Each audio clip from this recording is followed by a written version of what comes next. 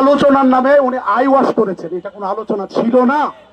কারণ আলোচনার মধ্যে উভয় পক্ষকে ছাড় দিতে হয়, কিন্তু উনি গতকালকে যেই প্রস্তাব দিয়েছেন এখান থেকে এক চুল পরিমাণ ছাড় দেয় নাই।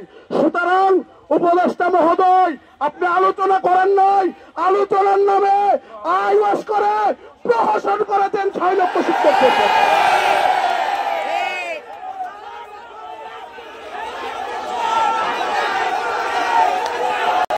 আমরা পরে নিরুপায় হয়ে আমরা ওখান থেকে বের হয়ে চলে আসছি। কারণ আমার উপদেষ্টা যখন আমাদের কথা, যেহেতু উনি শুনবেন না, কথা বলবেন না, তা আমাদের তো এখানে বসে থেকে লাভ নাই। আমরা পরে ওখান থেকে চলে আসছি। আসার পরে সকল মিডিয়ার সাংবাদিক ভাইয়েরা অপেক্ষায় ছিলেন। আমি ওখানে বিস্তারিত ব্রিফ করেছি, আলোচনা কি হয়েছে সব জানিয়েছি জন্য আপনাদেরকে। তো আমরা আমার শিক্ষকদের কাছে আমি জানতে চাই, 5% এটা কি আপনারা মেনে নেবেন?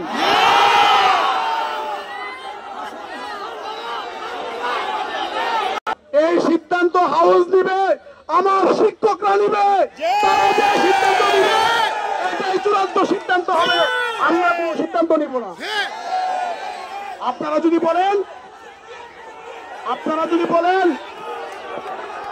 1500 টাকা মেডিকেল ভাতা ছাড়া যাবেন না, উৎসব ভাতা 75 ছাড়া যাবেন না, আমরা কথা দিলাম প্রয়োজনে শহীদ মিনার থেকে জাতীয়করণ প্রত্যাশী জোটের প্রত্যেকটা নেতৃবৃন্দের একটা লাশ যাবে, আপনাদেরকে ছেড়ে যাবে না।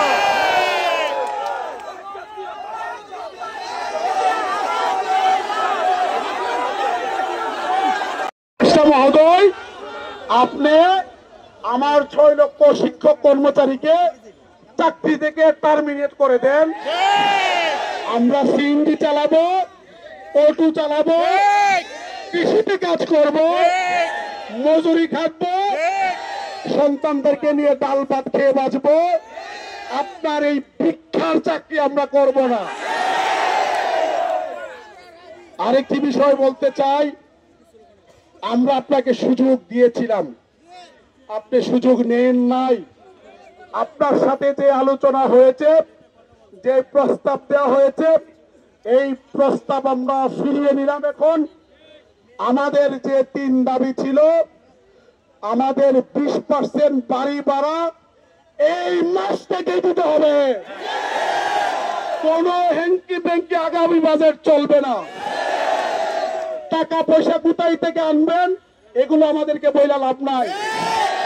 লক্ষ লক্ষ কোটি টাকার অস্ত্র কিনতে পারেন, প্রকল্পের নামে লুটে পুটে খেতে পারেন। আগামকার আপনাদের মন্ত্রী হয়ে আসবে, তাদের জন্য আপনারা গাড়ি কিনতে পারেন। আর 6 লাখ শিক্ষক পরিবারের ডাল ভাতের খাওয়ার জন্য 3000 কোটি টাকা দিতে পারেন না। সুতরাং আমরা আমাদের প্রস্তাব ফিরিয়ে নিয়েছি।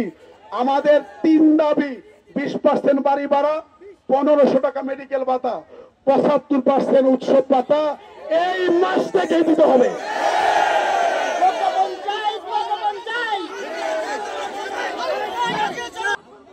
আপনাকে সম্বোধন এতদিন করি নাই, আজকে করছি।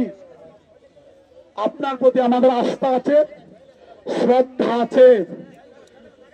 সচিবালয়ে ব্রিফ করার পরে সকল মিডিয়া ছিল, নিশ্চয় আপনি ইতিমধ্যে জেনে গিয়েছেন। আমরা প্রত্যাখ্যান করে এসেছি। আপনার অপদার্থ, অথর্ব, অ্যাগ্রেসিভ, ষড়যন্ত্রকারী শিক্ষা উপদেষ্টা এই সমাধান করতে পারবে না।